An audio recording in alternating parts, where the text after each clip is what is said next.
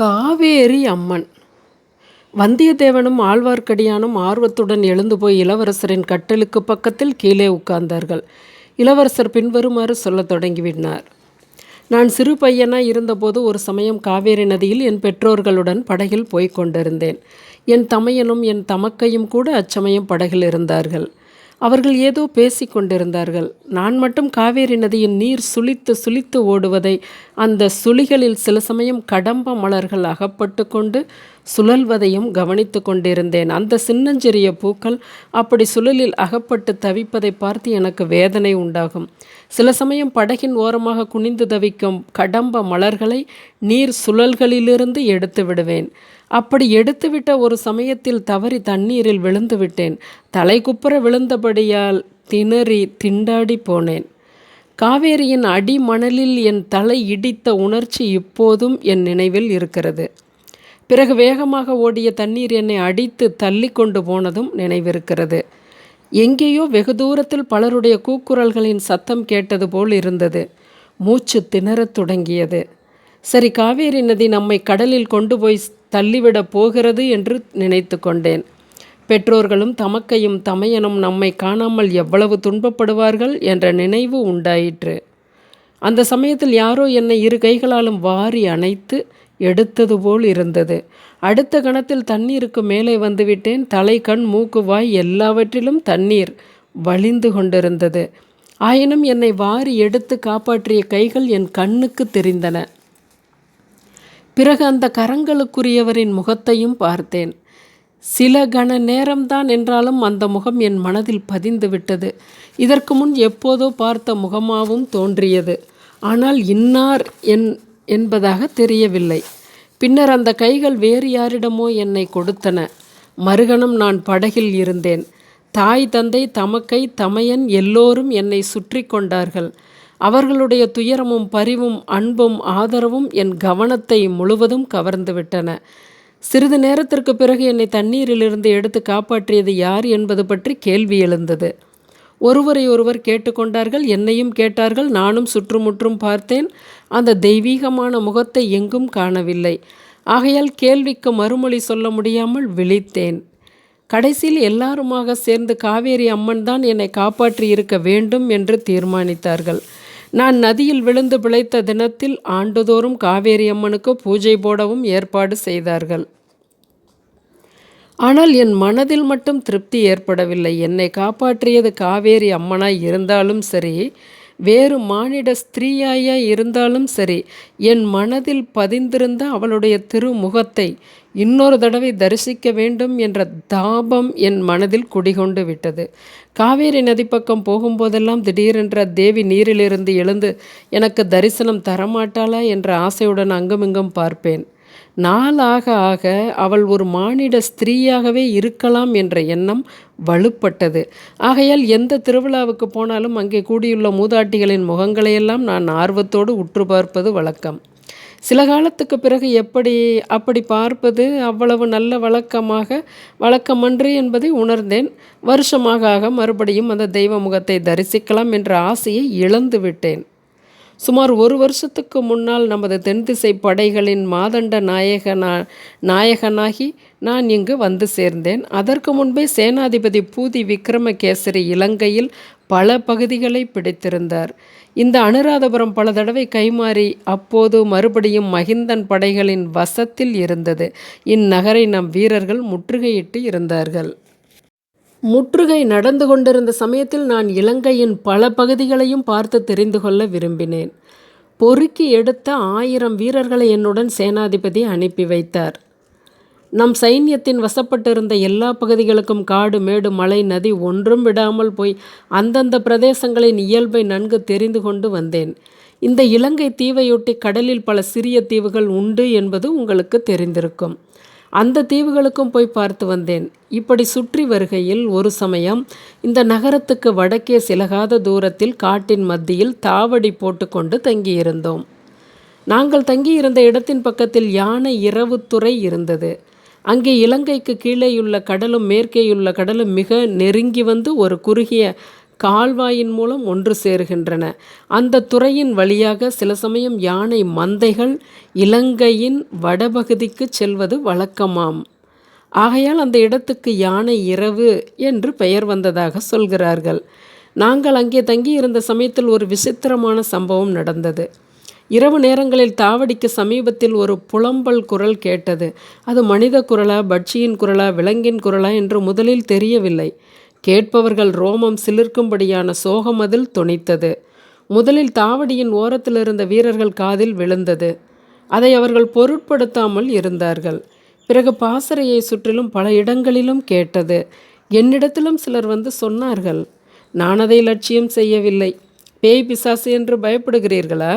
அப்படியானால் ஊருக்கு திரும்பி போய் அம்மா மடியில் பயமின்றி படுத்து தூங்குங்கள் என்றேன். இதனால் அவர்களுக்கு ரோஷம் வந்துவிட்டது. அப்படி ஓலமிடுகிற குரல் மனித குரலா, விலங்கின் குரலா அல்லது பிசாசின் குரலா என்று தெரிந்து கொள்ள தீர்மானித்தார்கள். ஓலம் வந்த இடத்தை நோக்கி ஓடிப்போய் பார்த்தார்கள். அவர்கள் அருகில் நெருங்கியதும் அந்த குரலுக்குரிய உருவம் ஓடத் தொடங்கியது. அது ஒரு பெண்ணின் உருவம் போல தோன்றியது. ஆனால் அந்த உருவத்தை இவர்களால் பிடிக்க முடியவில்லை. அதற்கு பிறகும் அந்த ஓலம் நிற்காமல் அடிக்கடி கேட்டுக்கொண்டிருந்தது. முதலில் அதை நான் லட்சியம் செய்யாமல் தான் இருந்தேன். ஆனால் என்னுடைய வீரர்களுக்கு இதை தவிர வேறு பேச்சே இல்லாமல் போய்விட்டது. உண்மையிலேயே சிலர் பிராந்தி கொண்டு விட்டார்கள். அதன் பேரில் மர்மம் இன்னதென்று கண்டறிய தீர்மானித்தேன். ஒரு நாள் இரவு அந்த ஓலம் வந்த திசையை நோக்கி நானும் சில வீரர்களும் சென்றோம். புதர் மறைவிலிருந்து ஒரு ஸ்திரீ உருவம் வெளிப்பட்டது. ஒரு கண நேரம் எங்களை பார்த்துவிட்டு திகைத்து நின்றது. மறுபடி ஓடத் தொடங்கியது. எல்லோருமாக துரத்தி சென்றால் அந்த உருவத்தை பிடிக்க முடியாது என்று என் மனதிற்குள் ஒரு குரல் கூறியது. எனவே மற்றவர்களை நில்லுங்கள் என்று நிறுத்திவிட்டு நான் மட்டும் தொடர்ந்து ஓடினேன். ஒரு தடவை அந்த உருவம் திரும்பி பார்த்தது. தனி ஆளாக நான் வருவதை பார்த்து என்னை வரவேற்கும் பாவனையில் காத்து கொண்டிருந்தது. இப்போது எனக்கும் திகிலாகத்தான் போய்விட்டது. ஒரு வினாடி நேரம் தயங்கி நின்றேன். மறுபடி நெஞ்சை உறுதிப்படுத்தி கொண்டு முன்னால் சென்று அந்த பெண் உருவத்தை நெருங்கினேன்.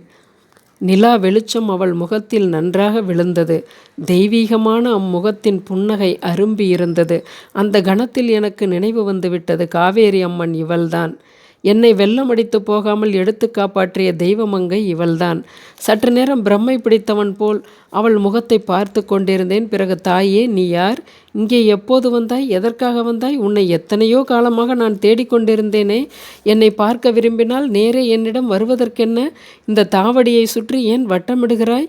ஏன் புலம்புகிறாய் என்று அலறினேன். அந்த மாதரசி மறுமொழி சொல்லவில்லை. மீண்டும் மீண்டும் நான் கேட்டும் பயனில்லை. சிறிது நேரத்துக்கெல்லாம் அவளுடைய கண்களில் கண்ணீர் பெருகத் தொடங்கியது. அந்த கண்ணீர் என் நெஞ்சை பிளந்தது. அவள் ஏதோ சொல்ல முயன்றாள் என்று தோன்றியது. ஆனால் வார்த்தை ஒன்றும் வெளிவரவில்லை. உருத்தெரியாத சப்தம் ஏதோ அவள் தொண்டையிலிருந்து வந்தது. அப்போது சட்டென்று எனக்கு தெரிந்துவிட்டது அவள் பேசும் சக்தியல்லாத ஊமை என்று. அப்போது நான் அடைந்த வேதனையைப் போல் என்றும் அடைந்ததில்லை. இன்னது செய்வதென்று தெரியாமல் நான் செயலற்று நின்றேன். அந்த ஸ்திரீ சட்டென்று என்னை கட்டி தழுவி உச்சி மோந்தாள். அவள் கண்ணீர் துளிகள் என் தலையில் விழுந்தன. உடனே அடுத்த கணத்திலேயே என்னை விட்டுவிட்டு ஓடினாள். திரும்பி பார்க்கவும் இல்லை. நானும் அவளை தொடர்ந்து செல்ல முயலவில்லை. பாசறைக்கு சென்றதும் என்னை ஆவலோடு சூழ்ந்து கொண்டு கேட்ட வீரர்களிடம் அவள் பேயும் அல்ல, பிசாசும் அல்ல, சாதாரண ஸ்திரீதான். வாழ்க்கையில் ஏதோ துயரத்தினால் சித்தப்பிரமை கொண்டிருக்கிறாள். மறுபடியும் அவள் வந்தால் அவளை தொடர்ந்து போய் தொந்தரவு செய்யாதீர்கள் என்று கண்டிப்பாக கட்டளையிட்டேன். மறுநாள் முழுவதும் அங்கிருந்து தாவடியை கிளப்பி கொண்டு போய்விடலாமா என்ற யோசனை அடிக்கடி எனக்கு தோன்றி வந்தது. ஆனாலும் முடிவு செய்யக்கூட முடியவில்லை. ஒருவேளை மறுபடியும் அந்த ஸ்திரீ வரக்கூடும் என்ற ஆசை மனதிற்குள் இருந்தது. இத்தகைய யோசனையிலேயே பொழுதும் போய்விட்டது. இரவு வந்தது. நான் எதிர்பார்த்தது வீண் போகவில்லை. தாவடிக்கு அருகில் அந்த ஓலக்குரல் கேட்டது. நான் மற்ற வீரர்களிடம் என்னை பின்தொடர்ந்து வரவேண்டாம் என்று சொல்லிவிட்டு குரல் கேட்ட இடத்தை நோக்கி போனேன். அந்த பெண்ணரசி என்னை முதல் நாள் மாதிரியே புன்னகையுடன் வரவேற்றாள். சிறிது நேரம் என்னை உற்று பார்த்து கொண்டிருந்தால் ஏதோ சொல்ல முயன்றால். எனக்கு விளங்கவில்லை. பிறகு என் கையை பிடித்து அழைத்து கொண்டு போனால் அவளுடன் போவதற்கு எனக்கு கொஞ்சம் கூட தயக்கம் உண்டாகவில்லை. காட்டு வழியில் போகும்போது முள் செடிகளின் கிளைகள் என் மீது படாத வண்ணம் அவள் விலகிவிட்டு கொண்டு போனது என் நெஞ்சை உருக்கியது. கொஞ்ச தூரம் போன பிறகு ஒரு குடிசை தென்பட்டது. அந்த குடிசைக்குள் ஓர் அகல் விளக்கு மினுக்கு மினுக்கு என்று எரிந்தது. அந்த வெளிச்சத்திலே அங்கே படுத்திருந்த கிழவன் ஒருவனை கண்டேன். அவன் நோயாக படுத்திருந்தான் என்பதை தெரிந்து கொண்டேன். அவன் உடம்பெல்லாம் பொறுக்க முடியாத குளிரினால் நடுங்குவது போல் நடுங்கிக் கொண்டிருந்தான். அவன் உடம்பையே சில சமயம் தூக்கி தூக்கி போட்டது. பற்கள் கிட்டித்து போயிருந்தன. கண்கள் சிவந்து தணல்களைப் போல் அனல் வீசின. ஏதேதோ உரு தெரியாத வார்த்தைகளை அவன் பிதற்றி கொண்டிருந்தான். உங்களுக்கு நினைவில் இருக்கிறதா, இன்று பாதாள குகையில் நாம் பார்த்த மகா போதி விகாரத்தில் ஒரு பிக்ஷு நடுங்கிக் கொண்டிருந்தார் அல்லவா? அவர் பேரில் தேவர்கள் ஆவிர்த்திருப்பதாக சொன்னார்கள் அல்லவா? அப்போது எனக்கு காட்டின் மத்தியில் குடிசையில் பார்த்த கிழவன் ஞாபகம் வந்தது. அந்த பிக்ஷுவின் பேரில் தேவர்கள் ஆவிர்பவித்திருந்ததாக சொன்னார்கள் அல்லவா? அப்போது எனக்கு காட்டின் மத்தியில் குடிசையில் பார்த்த கிழவன் ஞாபகம் வந்தது. அந்த பிட்சுவின் பேரில் தேவர்கள் ஆவிர்ப்பித்திருக்கிறார்களா அல்லது நடுக்கு ஜுரம் என்று கொடிய நோய் ஆவிர்ப்பித்திருக்கிறதா என்ற சந்தேகம் ஏற்பட்டது. அதை பற்றி நான் பிரஸ்தாபிக்கவில்லை. ஏன் பிரஸ்தாபிக்க வேண்டும்? ஏன் அந்த பக்திமான்களின் நம்பிக்கையை கெடுக்க வேண்டும்? இந்த வருஷத்தில் இந்த பெரஹராபாத் திருவிழா நடப்பதற்கு அனுமதி கொடுத்தேனே, ஒரு விதத்தில் பெரிய தவறு செய்துவிட்டேன் என்று தோன்றுகிறது. ஏற்கனவே பாதிக்கு மேல் அழிந்து போயிருக்கும் இந்த புராதன நகரத்திற்கு குளிர்காய்ச்சலும் வந்துவிட்டால் என்ன கதி ஆவது? மிச்சமிருக்கும் ஜனங்களும் இங்கிருந்து ஓட வேண்டியதுதான். இவ்வாறு சொல்லி அருள்மொழிவர்மர் ஏதோ யோசனையில் ஆழ்ந்தார். சற்று பொறுத்து பார்த்துவிட்டு, வந்தியத்தேவன் ஐயா, இந்த நகரம் எப்படியாவது போகட்டும். குடிசையில் பிறகு என்ன நடந்தது சொல்லுங்கள். குடிசையில் ஒன்றும் நடக்கவில்லை. அந்த மாதரசி நான் அதிக நேரம் அங்கு நிற்கக்கூடாது என்று கருதினால் போலிருக்கிறது. உடனே என் கையை பிடித்து இழுத்து கொண்டு வெளியில் வந்துவிட்டாள். பிறகு சில சமிங்கை மூலம்தான் சொல்ல விரும்பியதை சொன்னாள். அவள் சொல்ல விரும்பியது என்னவென்பதை என் மனம் தெரிந்து கொண்டு விட்டது.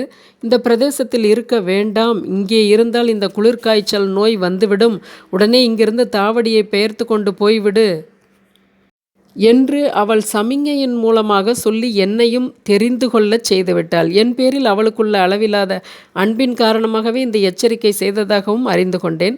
தெய்வத்தின் எச்சரிக்கையாகவே அதை எடுத்துக்கொண்டு அன்றிரவே தாவடியை அங்கிருந்து கிளப்பும்படி கட்டளையிட்டேன்.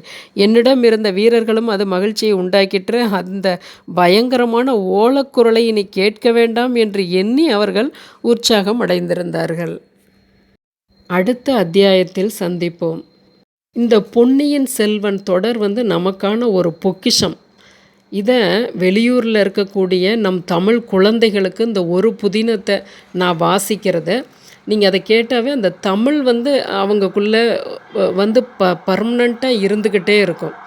அதுபோல் உங்கள் வீட்டு பெரியவர்களுக்கு இந்த பொன்னியின் செல்வன் வாசித்தலை நீங்கள் பிளேலிஸ்ட்லேருந்து எடுத்து அவங்களுக்கு போட்டு கொடுக்கும்போது அவங்களுக்கு மனசும் உடம்புமே ரிலாக்ஸாக இருக்கும். நன்றி.